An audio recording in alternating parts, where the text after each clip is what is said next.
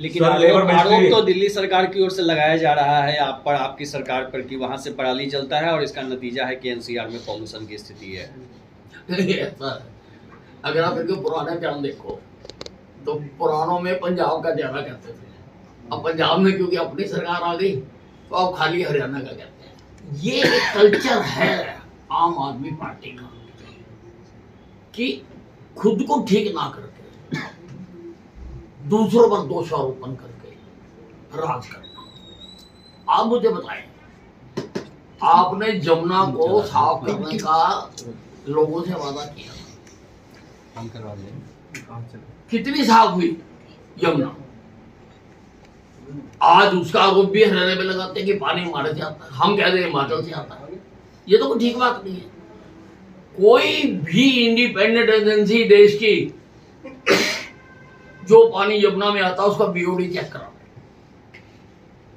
कि जब तक वो हरियाणा में रहता उसका कितना, मात्र 2 या 3 है। और जब वो दिल्ली में प्रवेश कर जाता है और ओखला तक, तब उसका बीओडी कितना। तो वो बीओडी तो सारा दिल्ली का है, उसको दिल्ली की सरकार ने नहीं कर रहा है और नहीं करते। जब झाग बनती है क्या देते हैं, हरियाणा से आ रही है। सर वो फ्री बिजली वाला जो वादा था, कई पार्टियों ने किया था 300 यूनिट तक का, ऐसा कुछ है क्या सर हरियाणा में? देखिए ये सारी बातें I am trying to understand कि क्या क्या कहा गया और क्या क्या किया जा सकता है और क्या क्या कर सकता है। सर एक लेबर मंत्रालय भी आपके पास है, उसमें भी क्या कुछ अहम देखने को मिल सकता है? देखिए लेबर मंत्रालय में बहुत कुछ करने की जरूरत है। लेबर डिपार्टमेंट बनाया जाता है मजदूरों की समस्याओं को देखने के लिए, उनको हल करने के लिए। परंतु जैसा मुझको लगता है कि ये मजदूरों का नहीं, इंडस्ट्रियों की परवाह ज्यादा करनी चाहिए उनकी। परंतु लेबर मंत्रालय को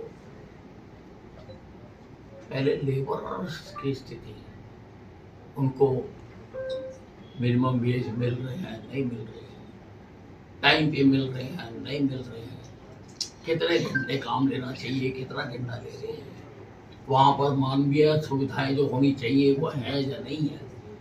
लेबर मंत्रालय को ये देखना चाहिए। तो इसकी भी अभी बैठक लेंगे और जैसा मैंने आपको बताया अभी क्या क्या ये कर रहे हैं और क्या करना चाहिए मेरे दृष्टिकोण से, और वो कराएंगे। सर एक सवाल जनता से जुड़ा हुआ है, आपके जो जन दरबार थे जिनमें तमाम समस्याओं के लिए लाइन लगती थी, क्या विज साहब का जो जनता दरबार है वो लगेगा, और लगेगा तो क्या उसकी टाइमिंग होगी थर्सडे से? नहीं, उसकी तो आप जो हमारे नए मुख्यमंत्री हैं उन्होंने उसकी आवश्यकता खत्म कर दी। उन्होंने आदेश जारी कर दिया कि सभी अधिकारी समस्या को सुने, तो फिर आप उसकी कहाँ रहेगी आवश्यकता? ठीक है, सारे अधिकारी सुनेंगे उसकी। और आखिरी सवाल, पंजाब के मुख्यमंत्री ने बाबा राम रहीम के खिलाफ 2015 के मामले में जो एफआईआर दर्ज हुआ था उस मामले में मुकदमा चलाने की अनुमति दे दी है। 3 केस लगाए हैं सर। मुझे पूरी जानकारी नहीं है क्या केस थे क्या नहीं थे, क्या इसमें कोई कोर्ट का दर्ज था, कोई आदेश था, पूरी जानकारी नहीं है। जानकारी होने के बाद ही कुछ कहा। ठीक ठीक सर, थैंक यू। और कुछ लोग और बैठा हुआ ना दो। सर ईवीएम को लेकर कोर्ट जाएगी कांग्रेस, ऐसा कहना है भूपेंद्र सिंह का। देखिए जो आदमी हार जाता है वो कभी अपने ऊपर आरोप नहीं लेता, वो दूसरों पे ही लगाता।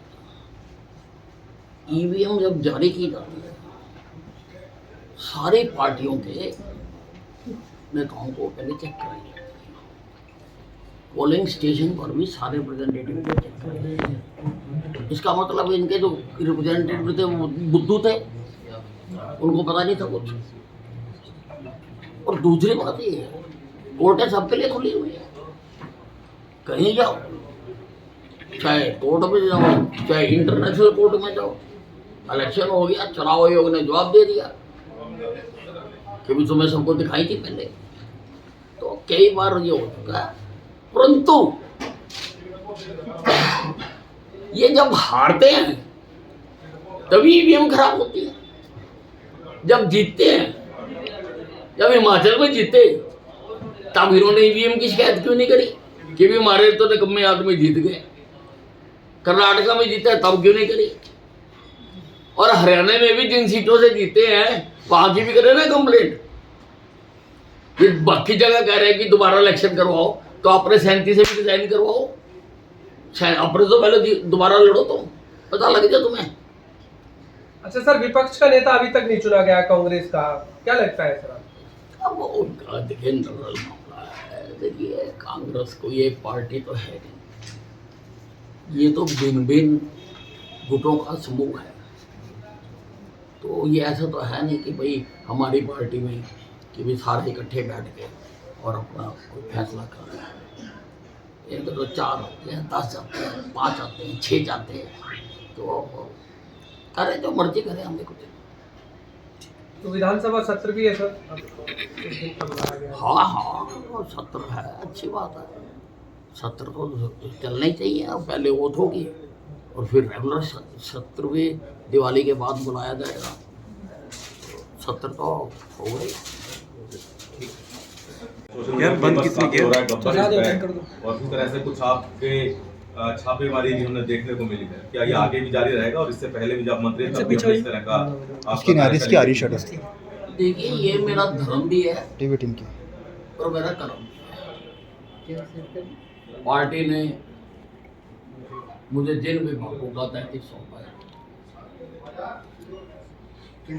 मेरा फर्ज बनता है कि मैं उनको ठीक करूं। और ठीक करने के लिए पहले उनको जानना जरूरी होता है।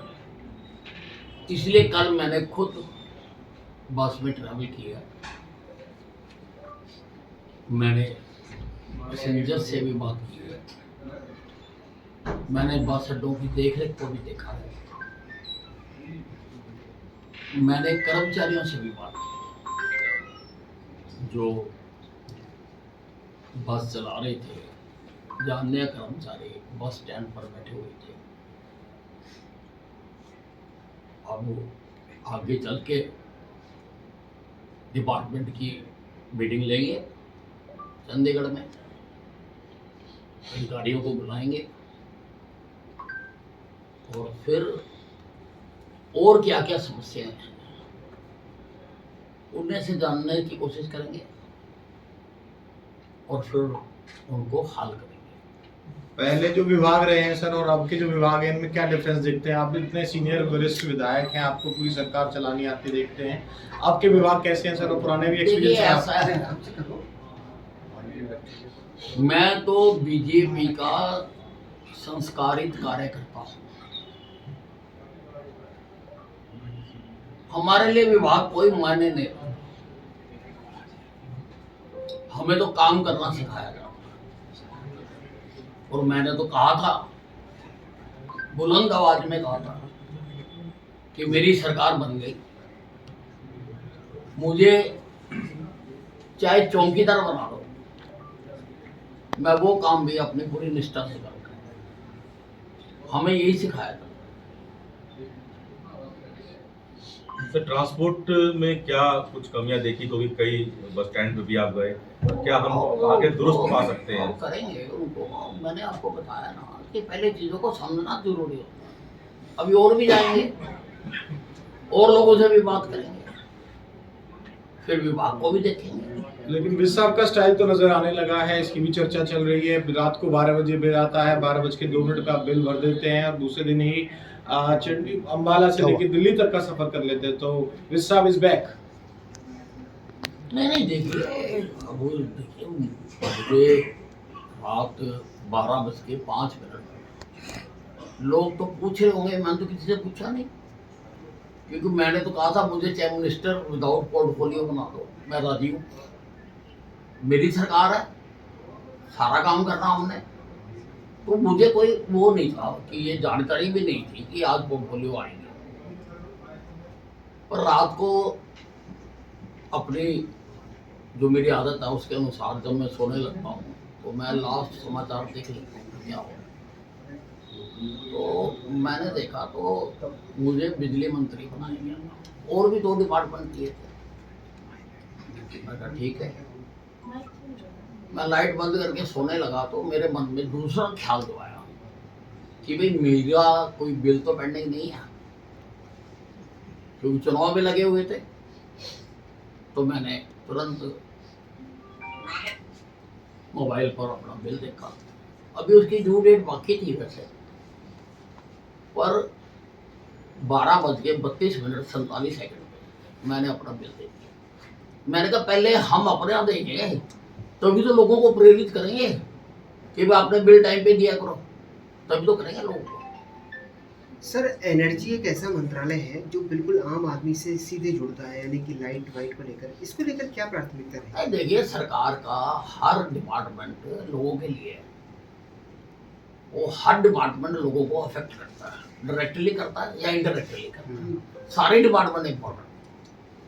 सर हरियाणा में 24 घंटे बिजली देने का दावा सरकार करती है और आपके पास ये मंत्रालय है, ऐसे में गांव-गांव तक बिजली पहुंचे, सर क्या प्राथमिकता है? देखिए, अभी जैसा मैंने आपको बताया कि अभी सब कुछ देखेंगे, देखने के बाद करेंगे, और जो बेहतर हो सकता होगा वो करेंगे, बेस्ट से बेस्ट करेंगे। सर एक पराली को लेकर दिल्ली सरकार के द्वारा फिर कहा जा रहा है, और किसानों को लेकर भी कहीं ना कहीं ये कहा जा रहा है कि भाई पराली जल रही है हरियाणा में, फिर पोल्यूशन लेवल जो है बढ़ गया है।